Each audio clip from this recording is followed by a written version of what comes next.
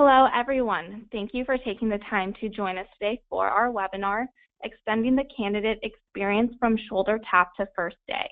My name is Nina. I'm a member of the marketing team over at Glassdoor, and I will be your moderator for the day. So a couple of housekeeping tips for attendees before we get started. You can connect to audio using your computer's microphone and speakers, or you may select Use Telephone after joining the webinar. All lines will be muted to avoid background noise, but you can ask questions at any time by typing them into the question pane you see on your right-hand side. To be mindful of everybody's time, we will save all Q&A to the end of the presentation, but please feel free to slot your questions in there whenever you have them. Now I'd like to introduce our amazing speakers for the day. First, we're joined by Edward Diaz, who is the Director of Recruitment Intelligence and Innovation at L'Oreal. We have Lisa Holden, who is the Employer Communications Manager at Glassdoor. And we are also joined by David Pumpelly, who is the Director of Talent Solutions at Avature. So David, I will pass it off to you to let you take it away for us. Thank you so much, Nina. First of all, let me just say I'm super excited to be a panelist today with Edward and Lisa. As Nina mentioned, we're going to be talking about candidate experience, but we're going to talk about it from a little bit different perspective. Candidate experience is certainly not a new topic, and we know there's a great deal of conversation and chatter about it these days.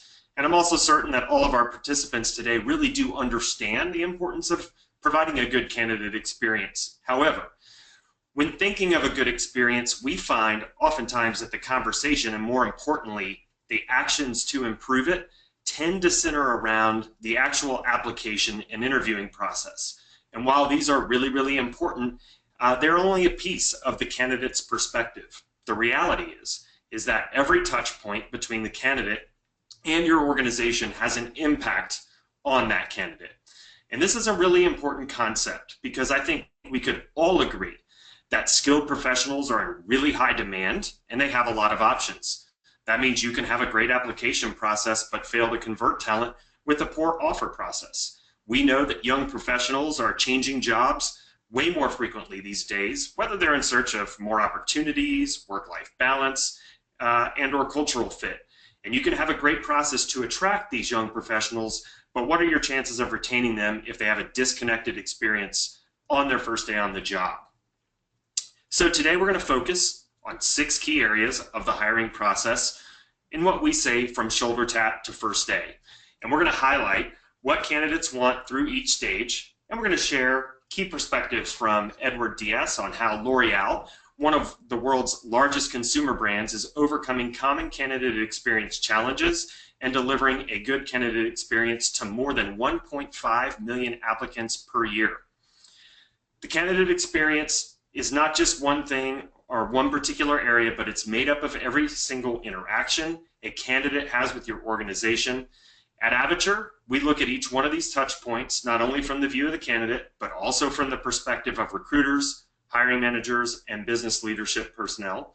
You cannot achieve a world-class candidate experience if you do not enable all stakeholders to play their part.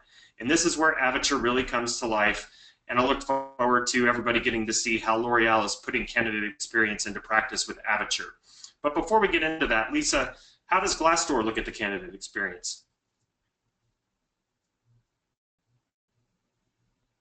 Sure, thank you, David, and thank you so much for having me today.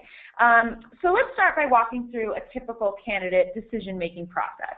At the top of the funnel, you have awareness, which is where you attract and engage candidates, kind of for the first time. And this is where the majority of employers like you invest in channels like LinkedIn, Indeed, Glassdoor, staffing firms, etc. And once a candidate is made aware of your job, the next question they ask is, do I want to work for that employer? And this is where Glassdoor's unique business value starts for the employer. It's very valuable for the candidate as they make their way through this journey. But when you're the employer, this is an opportunity for you to showcase your brand and who you are. So we influence the candidate at every step as they consider you as their employer of choice through infusing employee reviews, interviews, salaries, benefits, and ratings with their unique employer brand so that the candidate can make smarter and more informed decisions. So let's take a look at the overall impact of candidate experience on your business and brand. So if you look at the L'Oreal brand impact, before we talk about the numbers, perhaps, Edward, you could tell us a bit about the importance of brand reputation and why L'Oreal places such a heavy focus on it. Yes, of course, Lisa. So globally, as David mentioned, L'Oreal receives over 1.5 million applicants per year, which is incredible. And in the U.S., we receive about a quarter of that amount compared to the rest of the world. But interestingly, here in North America, our brand doesn't have that same impact that it does elsewhere in the world, and that can be a challenge. So we have to do more outreach. L'Oreal is a well-known French brand. However, here in the U.S., it's perceived as a non-U.S. brand, and also some only think of L'Oreal Paris, which is actually just one of our brands, and most aren't aware of our full brand portfolio. So it feels and appears differently here in the U.S. than it does elsewhere in the world. Unlike France, we also don't have a direct branding team. So as a recruitment team, we must also be more active in employer branding. We do lots of outreach, just letting people know who we are and why we're such a great place to work. So for example, as you can see, we recently were voted one of the top 100 diverse companies in the U.S. And not many people know that. So that's an opportunity for us to let people know we care greatly about gender and ethnic diversity, and our workforce reflects that. We pride ourselves in our diversity, as we know that different points of view can be powerful in creating inclusive products. So L'Oreal here in the U.S. tends to attract more women than men. Again, this is down to the perceptions around the brands and beauty industry. So we continually have to showcase the different opportunities and work hard to change those perceptions. It makes a lot of sense. In the reviews-centric world that we're living in today, transparency like that is not only expected by job candidates, but it's critical. And with transparency comes a tremendous responsibility and an enormous opportunity. So sort of if you think about transparency as the new normal, it means that HR has the responsibility to face the tough questions and take a strategic seat in the organization to be able to answer those kind of head on. And when you're thinking about your employer brand, you're thinking about your reputation. And as we know, if you don't define your reputation, someone else will. It's your reputation, your culture, mission and values, and your people. And if you're not taking control of that message, people are already having the conversation about it. So what is an employer brand? Developing an effective employer brand is the foundation of an effective recruitment strategy. And I think all of us can agree that with a powerful reputation comes quality candidates, that people want to work for companies that are known for being great. And with the rise of social media, your message is out there whether you want it to be or not, because there are more voices involved in it. And I'm not saying to ignore the messages that are out there already. Those are a really critical part of this. Part of your employer brand is about the sentiment of potential applicants, and current and former employees as well. So the second piece of your reputation is all about culture.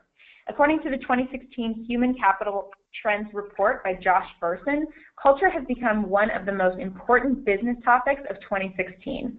Culture is huge, guys. We can all agree on that. CEOs and HR leaders now recognize that culture drives people's behavior, innovation, and customer service. And a staggering 82% of leaders believe company culture gives them a competitive advantage. And this is also from that Deloitte Human Capital Trends study. However, despite the importance of culture, 87% of organizations cite culture and engagement as one of their top challenges, also from the same study. And that's why it's so important to make it a priority to define your culture, define your values, which can really dictate your culture. So I want to give you an example. At Glassdoor, we have what we like to call a build your own desk culture. And we've defined codes of engagement around this statement. So it's not just that we put the statement out there and let people think what they will. We have a list of qualities that we are and a list of qualities that we are not. For instance, we are humble. We are not arrogant. We are scrappy. We are not lazy. And we have these signs posted around our office, and it helps everyone keep our culture front of mind.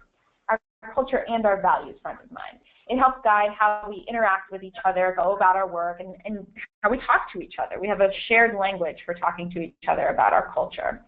And all this being said, you know, you don't need to be Google or a fancy tech company to have a great culture. Chances are your company already has a lot of this stuff. It already has a culture. It's a living, breathing thing that's unique and special all on its own. So it's just about identifying what's already working for your organization. The next bit of this is about mission and values. And your reputation is also defined by your mission and values, and these should empower your employees. So not only job seekers looking, but also the people within your organization. Not to mention potential investors and customers who are all looking at you and determining whether or not they want to invest or do business with you. So it's critical to have a mission statement that your employees stand behind, believe in, know, and understand. And so the more you reiterate that, the better. Finally, your employer brand is your people. Your reputation is comprised of your people and what they say about you. They're your biggest brand asset and the most powerful voice in your arsenal. And this is because employees rank among the most trusted influencers when communicating about their company's engagement and integrity. And this is from the Edelman Trust Barometer of 2015. And in fact, employees are 3 times more credible than the CEO when talking about working conditions, also from Edelman Trust Barometer. So when employees share content, it receives 5 to 10 times the amplification rate than when a brand shares content, because people feel like it's more authentic. So it's really imperative to let your people showcase your brand. And now that we've covered kind of the brand basics, David, I'd love for you to walk us through attracting and engaging candidates.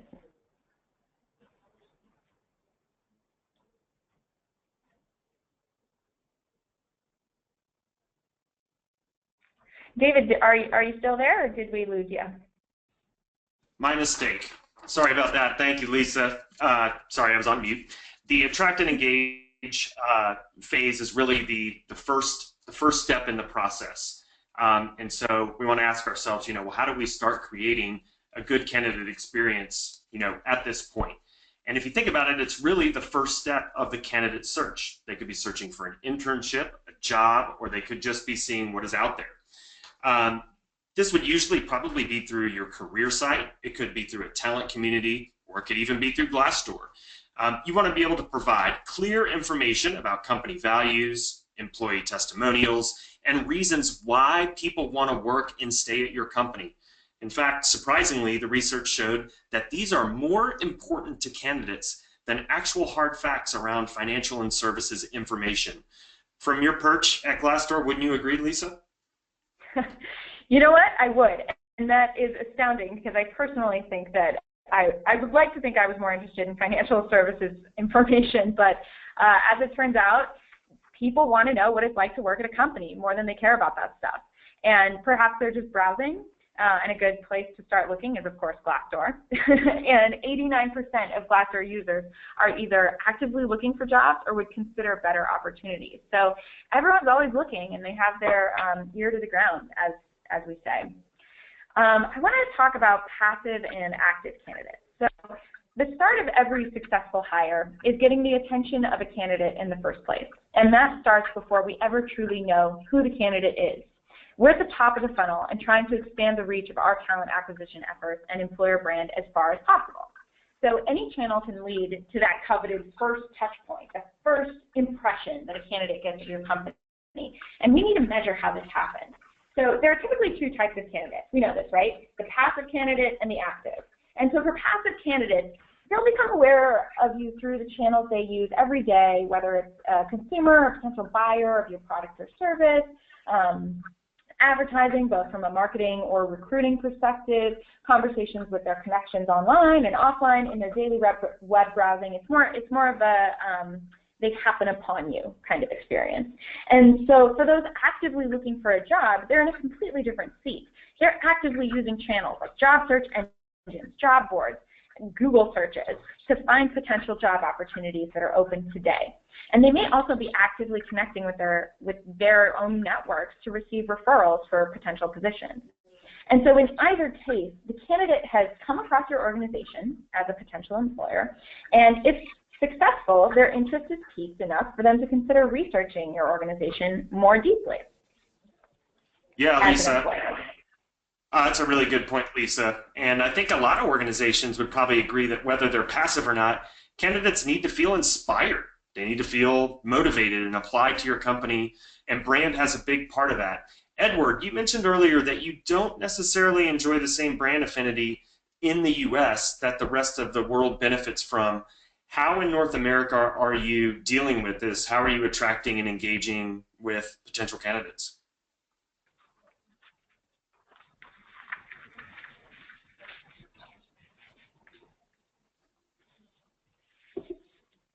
Hope we still have Edward.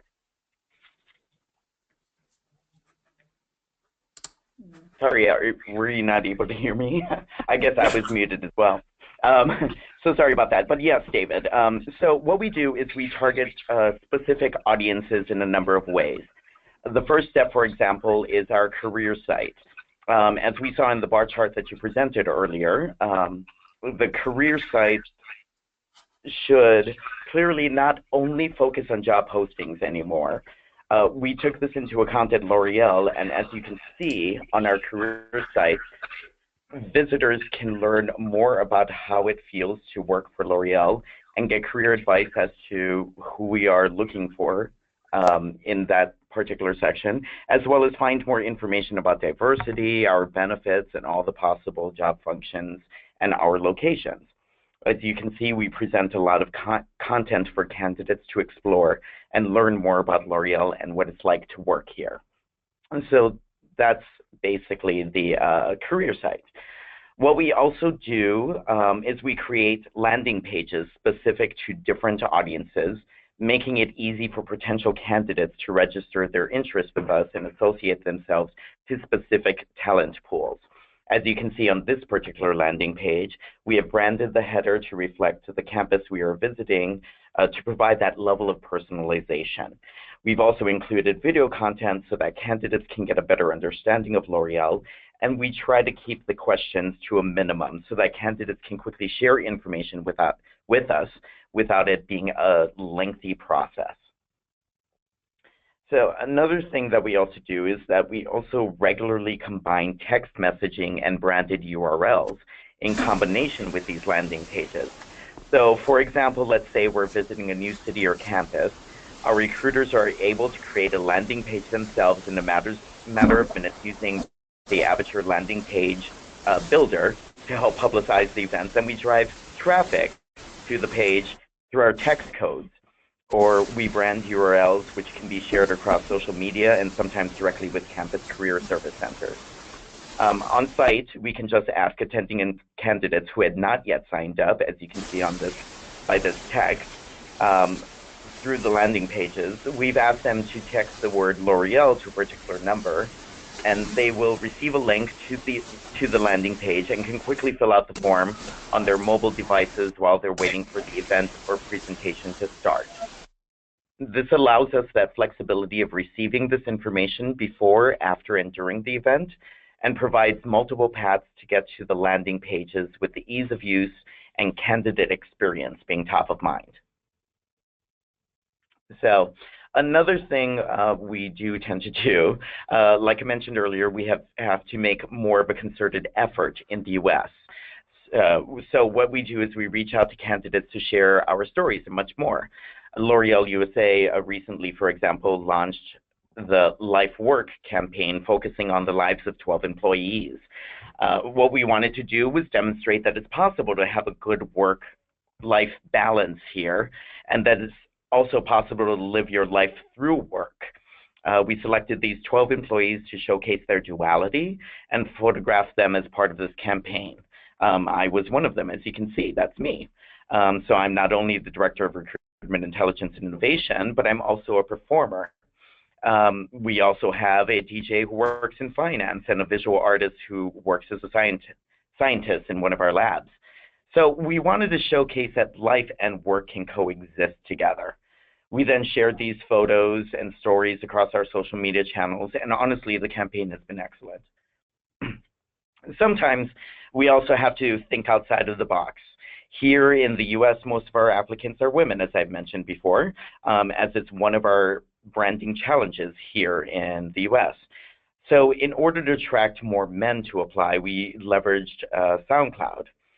So the SoundCloud audience is made mostly of men. So what we've done is we've met with several business leads and interviewed them, discussing anything from what it's like to work here at L'Oreal to innovation, strategy, culture, career paths, and the professional journeys of our employees.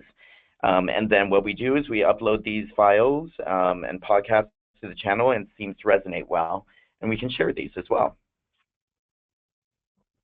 Edward, I think what you're doing is so interesting because you are thinking of candidates as consumers, and the age of employer branding really calls for that. The process of recruiting begins with finding and attracting candidates, right, to your brand, and from there engaging them with information that resonates with them. And that's what you're doing so beautifully, to kind of inch them along the process of considering your company as an employer. And from there, nurturing them to apply when it's appropriate. And that's so important to today's job seeker. Today's job search process is rarely so straightforward as a candidate deciding to look for a job, screening a bunch of ads, sending in a resume, interviewing, and getting hired. You know, the candidate journey today is much less linear. And so crossing the online and offline environments with multiple touch points along the way, and including your website, your career site, blogs, social, events, all of that combined with one-on-one interactions is really the key to success. So it's important to understand the candidate journey from attraction to application and what factors candidates are looking at when they're deciding whether or not to apply at that crucial decision point. You know, it makes sense that source of application comes mainly from a job board or career site. But what attracted and influenced quality candidates to get there, that's harder to measure. Not every candidate is ready to apply, but you can nurture them with your brand and employee stories and position your employee value prop or your EVP to them over time. We know that 69% of active job seekers are likely to apply to a job if the employer actively manages its employer brand.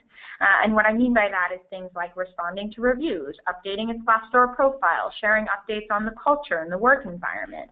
And that's a really key, huge stat. It means that if you are engaged, job seekers notice and they care. And so, for instance, think about how your recruiting events allow candidate leads to talk directly with hiring managers, or how social media might encourage leads to ask a question, or how content marketing and SEO drive leads to your targeted landing pages. You know, these efforts might not have a link to apply, but they do influence a candidate to consider applying, which is equally important. So now I'd like to transition and have us talk a bit about the candidate experience through application. And David, I'll hand it back to you. Awesome. Thanks, Lisa. So improving the application process has been a pretty hot topic the last, I would say, at least few years. And you know, interestingly enough, though, despite the focus, it's still a real weak point within the hiring process. We've learned that up to 80% of candidates are typically dropping off. Lisa, what are you guys seeing around this in terms of particular trends or thoughts? I would imagine at Glassdoor you really get the opportunity to understand what candidates want during this stage of the journey. Definitely. And it's really clear that if you don't have a mobile optimized site, you're missing out on applicants. We know that 45% of job seekers, 45%, that's half basically, say they use their mobile device specifically to search for jobs at least once a day. Wow, that's a number. But I guess it's not. I guess it's not that surprising anymore, though. You know, I think if an organization really wants to compete for talent, they have to be able to demonstrate that they're forward-thinking, that they're on the cutting edge of technology. Obviously, that's going to start in terms of look and feel with the application process. But it really goes beyond just being easy and simple or even mobile necessarily, but it needs to be transparent. And it also really needs to be relevant to the candidate. Similar to when you're processing your online order at Macy's, for example, you want to know how many steps are left in the process, when is my order confirmed, etc. Candidates would expect the exact same user friendliness while applying to a job. They expect to receive job-specific content job-specific questions, and that is so that they can showcase their skills, not just general screening questions. They expect a simple and a straightforward and fast application experience that is accessible via mobile.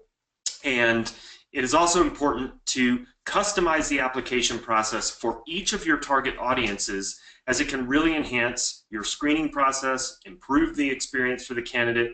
Edward, I know this is something that you do at L'Oreal. Can you tell us a little bit more about how you guys ensure that you're providing an easy, straightforward application process to your more than 1.5 million applicants per year? Sure, David. So, of course, managing such huge numbers of applicants is a challenge. So first, what we do is make it super simple for candidates to apply for a job and provide a number of options for them to submit their CV. As you can see, you can Dropbox or attach your Google Drive, a resume, or even upload a file. This is extremely useful because as many candidates browse jobs from their mobile, as Lisa mentioned earlier, we can easily start the application process on the phone and then have them log in at a later stage to add further information and details if necessary. So also, another thing that we do is that through our global career site, we provide information in 9 different languages and also customize the application process to reflect the different legal requirements in each region. So for example, gender, age, and ethnicity are questions which can be asked in some European countries, but should not be asked in the US for legal reasons. Also, in taking a look at the Body Shop website, depending on the type of job a candidate is applying for, we wanted to provide a very customized and relevant experience. So as you can see, applicants can choose how to proceed based on their interest in a retail job versus a home office position. So let's have a glance at what the retail application looks like. So if we go ahead and apply or go into the retail location and then apply to the first one, the Christmas temporary position, you'll see that this is the job description page. Candidates can see very relevant information, such as the store location, since distance to work is extra important for retail candidates, and also see a video about how it is to work at the Body Shop. So, depending on the job that the candidate is applying for, what we also do is we use different types of screening and follow-up questions relevant to that sector. So rather than asking generic questions, the candidate has the opportunity to answer a relevant question that's specific to their industry sector and skill set. The questions, for example, we ask the retail candidate are very different from the questions we ask to someone working in our laboratories. In this slide, you can see that we ask the candidate, if the candidate has a driver's license and their preferred hours of working. These are aspects that could be important to know for a retail position, but not so much for our corporate roles. So once the candidate submits their application, the key is about communicating with them. As long as all of our recruiters take ownership of the work within the system the way that it was intended, we touch upon every single resume. And that's, as mentioned earlier, 1.5 million of them. So what that means is that while we may not have the chance to review every resume and assess for the role, everyone receives communication from L'Oreal at some point. Generally, it would be in any one of 3 situations. So first, if we've reviewed the resume and begun direct communication with the candidate for consideration. Secondly, if we've reviewed the resume and assessed that they're not a fit for that particular opportunity. And then third, if we had not yet had a chance to review the resume, it's a position, maybe we've identified a finalist and we're about to close the position, but they would receive a notification that the position has been filled. So this level of personalization and customization across each brand and sector has also enabled us to improve our website rankings. So each year, Potential Park surveys thousands of candidates on career sites and overall online recruitment experience. And this year, we were ranked 24th out of 129 US companies. That improved our position by 25 places. So this just shows that we're really improving the experience for our candidates. Since we've been using Avature ATS globally, we have been able to massively improve our communication rate with candidates during and following their application. Before, over 1 million people worldwide would never get contacted. But with this smart automation and flexible processes, we've been able to change that, and that's been a huge achievement. I mean, Edward, it's incredible to see what you're achieving at L'Oreal. I mean, it really comes down to differentiating your company by giving candidates that smooth experience, and to be able to nurture them at this level is really astounding. The candidates want to easily apply to positions. Like, it's that simple. You know, they don't want to go through a lengthy process. To give them exactly what they need to get through it is perfect. You know, we see this all the time. The longer the apply process is, the more likely a candidate is to not complete their application, and then you lose out on someone. You know, so like we saw L'Oreal doing, your employer brand has to be consistent across all channels, and you know, you need to make a focus to highlight this. Your brand, this is a great quote from Jeff Bezos, the CEO of Amazon, by the way. He says, "Your brand is what people say about you when you're not in the room." And that's exactly right. It's your reputation. They're one and the same. So if you think about that, there's a lot of weight behind it. It's exactly why your brand is so critical, and why it's so important to define it, highlight it, and keep it consistent across channels. You know, this is how you're selling your organization to candidates. And you know, keep in mind there's a shift to mobile. You need to be involved on the mobile platforms. And with more candidates researching on their mobile devices, the exponential reach only goes up. So if we go to the next slide, I'd like to move on to the experience through the interview and then feedback. Awesome. Thanks, Lisa. So at this stage, you know, I would say from a company's perspective, this is really where candidate experience should be ramping up rather than tailing off. Companies at this stage are really needing to work hard to ensure that the ideal candidate wants to continue with the process. Perhaps you've had a really good interview with the candidate, and how the organization handles the next steps is really critical when forming a good impression. But it's shocking. 60% of candidates never hear back after an interview.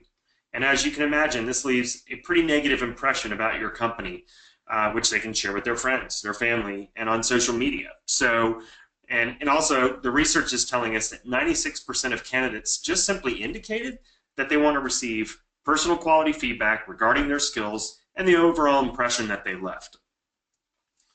Lisa, what are you guys seeing at Glassdoor around this? I mean, you're absolutely right. We hear this all the time. 96% of candidates say they want personal feedback. Of course they do.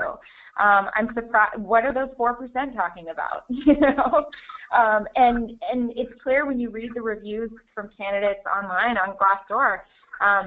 Unfortunately, we can't participate and learn from every interview, but the data can tell us what's going well and what can be improved directly from our candidates. And so if you go on Glassdoor, you can actually pull data on your company's individual interview process and see what candidates have said about it. And once you understand your own candidate experience, then you can evaluate how you compare to your competitors. All of this data is public, so take a look at what your competitors are doing and see how you rank against them. And when candidates get into the job-seeking mentality, you know, efficient candidates are applying to multiple positions. It's not just yours. So, you know, what are those candidates saying, and how do you stack up? Look at the positive and negative and really compare those. Edward, I know that L'Oreal places a lot of emphasis on supporting their candidates through the interview process. Can you give us a little bit of insight into this? Sure. You know, when we're talking about directing feedback or providing direct feedback, we don't necessarily do that as to why they're not a fit from initial apply, but we do like to support the candidates prior to each interview. So before the first interview, as you can see, this is an example of one of the email templates that we send. We want to be sure that the candidates stay in touch with our recruiters and make sure that those lines of communication are open and easy. If a candidate gets moved to the second stage of interviews with the hiring manager, this is the type of letter that we would send over to them, or email that we send over to them. And it would give you more information about what to expect, time, dress code, location, and driving directions if necessary. In some instances, candidates are asked to prepare a 15-minute presentation for a panel interview, what we call our assessment center. So before this interview takes place, our recruiters send out helpful tips and information on how to build a presentation, what to talk about, and what to expect. Ultimately, we want our candidates to feel comfortable and prepared, and this is a critical step in that process. Wow, that's fascinating, Edward. I love that you guys do that to really kind of help your candidates be the best that they can be. You had mentioned just a second ago that you don't necessarily give direct feedback to candidates initially, but I do know that you give them the option to provide feedback to L'Oreal on the interview process. Is that right? Yes, that's right. So we'd like to provide the option for candidates to provide feedback about their application process and experience. After submitting their application, they can access a link to a survey, and from there, they can tell us how they felt about the process and provide us, advice on where we can improve, which also helps us enhance the entire experience. So as you can see, it's very quick, short, 6 questions. Edward, this is so helpful and insightful. I mean, I think a lot of companies feel pretty overwhelmed at this stage, so it's fascinating to see this level of transparency into what you guys are doing. I want to shift us a little bit to talk about offer management and dispositioning. Awesome. Thanks, Lisa. So offer management and dispositioning, maybe not even traditionally thought of as key candidate experience opportunities, but actually it's probably one of the most important moments for an organization. Think about it. You've spent a ton of time and money wining and dining candidates. You've made it to the offer stage, and you're at that all-important moment whether they're going to accept your offer or not. Every single touch point up until this point has had an influence on the candidate's decision. And as Lisa mentioned earlier, it's highly probable that some of your best candidates have multiple offers. So you need to be in a situation where not only have you made a good impression, but you also need to be able to make an offer quickly. And you need to be able to respond to questions. You might possibly have to negotiate and do all of this in a timely manner. And if not, then your competition may beat you to it. And sadly, with every offer, there is a disposition. And in fact, there's probably many more dispositions than the number you're actually hiring. L'Oreal is a great example of this. You guys have over 1.5 million applicants a year, which I'm sure you don't hire all of them. How do you handle dispositioning on such a large scale, Edward?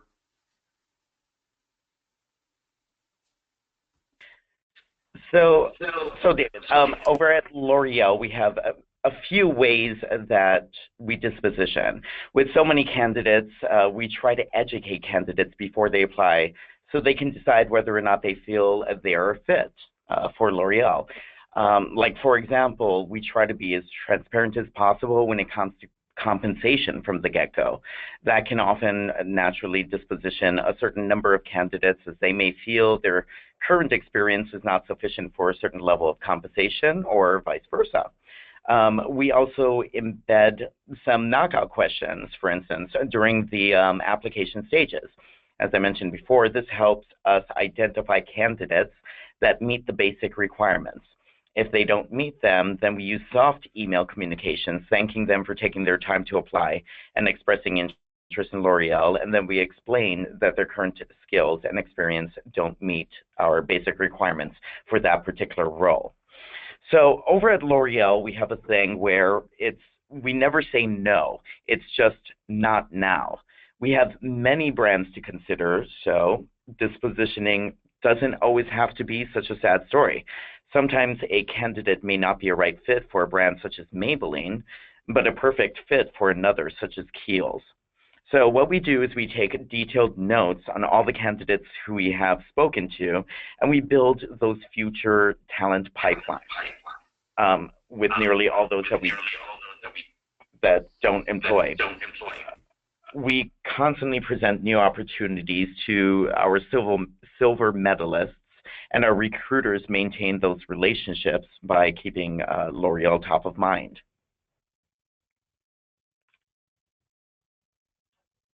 So. Wow, that's fascinating, Edward. You know, it's a really amazing approach that you take. And, you know, dispositioning really doesn't have to be, you know, such a negative story for the candidate. I'm sure you have situations where you've dispositioned a candidate that was a great fit, but the timing wasn't right, or you had another high potential candidate that was maybe just a little bit better, or maybe they were more suitable for another role. But I would, you know, obviously the approach you guys are taking is the last thing you want to do is alienate the candidate, and which you've really invested, you know, a ton of time and money in. Exactly. Instead of continuing to build relationships and engaging with those people. Yeah. And oh, go ahead. Sorry. Yeah. No, I mean, and I wanted to also mention that, like, right now we're also beginning to do a lot of that direct communication. So we're beginning to send out some newsletters to the candidates to share some of the stories about our company, brands, employees, and opportunities that candidates would like to hear to keep them engaged. Again, with the intent of keeping L'Oreal top of mind. And here's an example of one of the newsletters that we recently sent out, sharing some stories about some of our employees and business, and also presenting some opportunities we're currently looking for.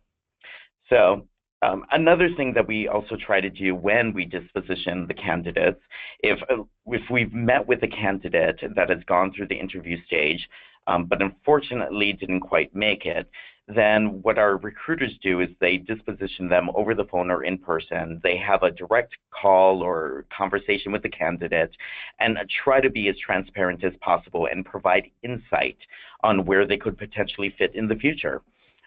Sometimes we could also provide helpful career advice and guidance. So, for example, let's say a candidate needs to improve their skills or knowledge in a certain area. The recruiter may provide suggestions for courses that they can take, or even suggest asking their current manager for more exposure to certain areas, which will give them the necessary skills to develop. So this also helps our candidates identify ways where they can take more ownership of their career development. As I said, it's never a no. So these are ways we can help them develop and be right for L'Oreal when the time is right. Wow, that is awesome. I really like that approach. You know, you're going to see up on your screen here just, you know, some of the things that clearly Edward and L'Oreal are doing, and that these are just things that you want to consider, you know, with regards to dispositioning, things like being timely and compassionate, you know, be a recruiter, build a relationship. Those are all things that are going to really help your company moving forward, help you build talent pipeline, help you build your brand. So great example, Edward, in terms of the things that you're doing. That's really, really impressive. I totally agree. This comes back to being a person. You want to be as genuine as possible through this process. So now that you've gotten this new hire through the door, what's the first thing most companies do? Usually get them straight into the office with a stack of paperwork and documents to sign. Right, guys? Exactly, Lisa. This is really a key part of the candidate experience, and it's really commonly overlooked. You know, 33% of all new hires are actively looking for a new job within their first 6 months at a company. 33%. And I would imagine that this really suggests that experiences and impressions that you actually form during the recruiting and hiring stages are not necessarily meeting the new hire's reality during onboarding. Imagine you're providing this awesome candidate experience, you're successful at attracting them, you know, helping them learn about your brand, and you're hiring good talent, but then all of a sudden your retention and employee engagement rates are low. You really need to apply the same level of high-touch, thoughtful engagements and communications that you gave during the recruiting phase in the onboarding phase. So let me give some examples, right? Let me give some examples of some really easy things that I've seen a lot of the companies that I work with do. So these are just some examples, like maybe a welcome email from the hiring manager, or pre-scheduled training and orientation meetings, maybe information about what to wear, how to get to work, where to buy lunch, or maybe where the local gyms are. A simple invitation to lunch with other team members, or give the candidate an opportunity to start learning more about company values, goals, and objectives while they're preparing for their first day. Edward, is there anything in particular you're doing at L'Oreal to really extend that positive candidate experience into the new hire's first day and beyond that? Yes, David. So we have a couple of programs beyond the first day orientation that help new hires feel supported in their transition to our company. So one of the things is the FIT program. The FIT program is our integration program for all new hires, where in working with their manager, they set up meetings with key partners who are instrumental in ensuring success in their new role. This could be partners with the same department or cross-functional relationships to help our new hires form these relationships quickly. This program is 3 months long and helps to set our new hires for success in learning how to navigate our organization and in knowing who to go to. Exactly. Something we call discovery. So discovery weeks, what it is that we found that one of the best ways to engage with these new hires beyond the first day is through a deep company immersion. So the Discovery Week allows new hires to continue learning about the different teams and areas within L'Oreal. So it's a week that is packed with presentations from the heads of each division, as well as trips to our labs and manufacturing locations. It's to get a holistic view of our product development. This also encourages a deeper understanding of the corporate culture and internal collaboration, and also provides visibility across different divisions that they may not have on their day-to-day roles. That sounds really fun. I want to go to Discovery Week at L'Oreal. It sounds like a blast. But I think, what you're pointing to is exactly what we've been talking about this entire time. Your employer brand is who you are. And so to be able to show candidates on that first day a really authentic look at your company and immerse them in that is so valuable. And, the company that champions employer branding, Glassdoor, we have to think about how to do this for ourselves as well. And so, we do things like handwritten letters sent to you before your first day, welcoming you aboard. And we do a new hire orientation where members from each team come and talk about the different areas of the business. We make sure our CEO is involved and says hello. And, some teams even decorate each other's desks on the first day just to say welcome. So with that, I would love to pass it over to David, who's going to take us home with some key takeaways. Awesome. Thanks, Lisa. So, kind of as we draw this webinar to a close, let's go ahead and focus on a few key takeaways. But let me just say, I've absolutely loved, Lisa, hearing you and Edward talk about the things that you guys are doing at Glassdoor and L'Oreal, respectively. This has been really awesome and fun to be a part of. So let's just kind of summarize 4 things that maybe our audience can take away with them. So number 1, understanding global brand differences. Being a global, well-known brand certainly doesn't mean that that each country experiences the same brand affinity, as L'Oreal was mentioning. The first step is really to kind of understand the difference, discover how your brand is perceived in different parts of the world, and then create a strategy around it. I never knew L'Oreal in the US were, actually experienced brand challenges, as Edward described. The second takeaway, customizing the application process. Handling 1.5 million applications per year is not an easy feat. And while you cannot attend to every single candidate, you can personalize and customize the experience so that they feel valued, relevant, and enjoy their application process with you. And as you saw with L'Oreal, depending on the job, the role, the brand, they're going to ask specific questions which allow the candidate to easily share their skills, their knowledge, and then they're going to provide them with a number of different ways to express their interest and supply a copy of their CV, They also, of course, are supporting, 9 different languages and providing really specific content to each region. So they're doing really, really great stuff. You want to make sure that you're telling your story.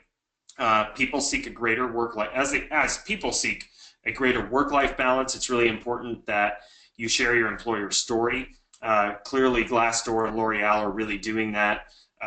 L'Oreal by showcasing the duality of individuals. And it's obvious you're appealing to a wider audience and building confidence and trust with candidates. And people want to know that they can still be themselves and bring their uniqueness to work. And then lastly, we want to take a long-term view on talent. With the never say no approach to recruiting, combined with the career advice you provide and the insights on potential future fit, not only is L'Oreal building really strong talent pipelines, but they're protecting and enhancing their employer and consumer brand image along the way. And we all saw that now dispositioning doesn't always need to leave a nasty taste in the mouth of the candidate, but it can actually be a positive, educational journey for candidates, which can only be a good thing. So I'm going to pass it back to our moderator, Nina, but just want to say thank you for letting me participate. I've certainly had a great time with Edward and Lisa, and I guess we'll probably get on to some questions if our audience has them. Awesome. Thank you, David, Edward, and Lisa, for sharing all of that amazing information with us. So at this time, we will take Q&A. So if you have not already submitted your question through the question pane, please go ahead and do so now. And for those of you that have been asking, we will be sending out a copy of the slide deck and recording. So just be on the lookout for that from the Glassdoor marketing team. All right, so the first question we have is for both, I would say, Lisa and Edward. So the question is, how do you get employees to engage in sharing content or becoming brand ambassadors? I can hop on that. How do you get employees to engage in sharing content or becoming brand ambassadors? Well, I think first and foremost, you have to have a very deep understanding of your employee sentiment. And of course, a place I would recommend to check out to figure that out is Glassdoor. But it's not just Glassdoor. So if you're trying to assess how satisfied your employees are at your company, check out Glassdoor, check out social media, and see if you can get a sense of what other people are saying. And from there, that'll give you a lot of insight into kind of macro sentiment. And as you look throughout your organization, keep an ear to the ground of opportunities to take advantage of what's already happening.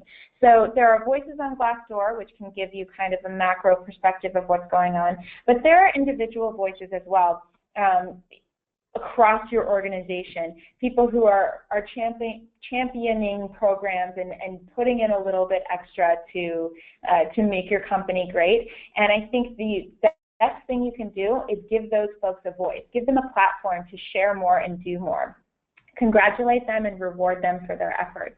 And the more you communicate to your employee base across all of your offices, across your entire workforce that you want to hear from them, the more you'll start to get hand raisers who say they want to help, they want to spearhead a brand message. So encourage employees to post reviews of your company on Glassdoor, but also encourage employees to share photos of the office on across their social media platforms. And when they do things like that, encourage them to do more, respond to the reviews as you see them, and show how engaged you are as an employer to keep that train going.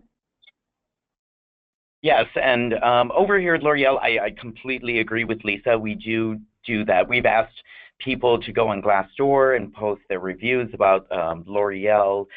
Recently, we ended up moving to a new office location this past summer. So like L'Oreal corporate for L'Oreal USA ended up creating like a Pinterest board, having employees share their tips about the move. And then once here, we started asking employees to share like photos on our corporate Instagram. So we do try to get our employees involved as much as possible. It's more for the overarching L'Oreal USA and corporate, presentation on our social channels. But specifically for recruitment, a lot of the content we do get from our employees, we do derive that from our recruiting department. So as I mentioned, like the SoundCloud content, we do connect with all of our business leads and say, you know, this is our intent, this is what we want to do, and we kind of brainstorm and see what opportunities kind of present themselves, and also ask our employees for their input. That's honestly one of the questions that we ask in our SoundCloud interviews, like, what did you do Snapchat today, you know? So we do try to see where our employees are presenting their content, and hopefully we can build off of it. And that's what we've been doing. Perfect. Thank you, Lisa and Edward. So the next question we have in the line is, how do you provide such a thorough level of follow-up with each applicant, especially when we have hundreds? So Edward, I think this one is probably more apt for you to take. Yes. So what we've done in order to ensure that we have that communication continuously, so within our recruitment teams, we've aligned them with the use of our system. That's first and foremost, because Avature does provide a lot of built-in functionality that allows us to communicate at a mass scale with those that we don't see a fit, those we want to find out more information on. We're able to even reach out to them and say someone's applying for a digital role, asking them exactly what areas of digital they're interested in. Is it social media? Is it digital media? You know, so we do utilize the system a lot in meeting those requirements. And we do also have like several built-in communication steps within our workflow through Avature. So as I mentioned before, if a job is filled, everyone who is not considered receives an email saying, I'm sorry, thank you for your application, but the position has been filled. Please keep us in mind for any future opportunities. You know, it does send somewhat a canned response, but we do tailor it for each zone so that it sends the message that we want to relay to our candidates. I hope that answers your question. Perfect. Thank you, Edward. The next question that we have is, what's the biggest difference in approaching candidates from different generations? Are you seeing any unique challenges? Lisa, I will direct this to you. Did you say Lisa? Fantastic. Next generation, so our millennials. You know, I saw a stat recently that said 36% of the workforce will be millennials by 2022, which is coming up fast. And that's a huge chunk of our workforce that we know has really different values and emphasis than generations of the past. And, you know, we know from research we've done on Glassdoor that millennials tend to research companies and they want to know about those companies' values and their cultures, in some cases more often than they want to hear about their 401k plans or their benefits package, which is really surprising. And so when you're thinking about recruiting millennials or recruiting the next generation of candidates, it's important to think outside the box, because what worked even 10, 20, 30 years ago is not necessarily going to work with this different kind of age in the workforce. And I have a great example of a disconnect here, which is that, you know, we saw a NACE survey that recently asked millennials where they hear about companies, and 65% of them said it was through friends or job boards. But then staggeringly, when you ask companies what the best way to brand themselves with students is, 98% of them say on-campus fairs. So there's a real disconnect in what companies are doing to attract young talent and where young talent is going to find the company that's right for them. Awesome. Thank you, Lisa. So it looks like we actually are right at the hour. So on behalf of everyone on the line, I wanted to thank everyone for joining us today. And again, thank you to Lisa, Edward, and David for sharing all of your wonderful information for us.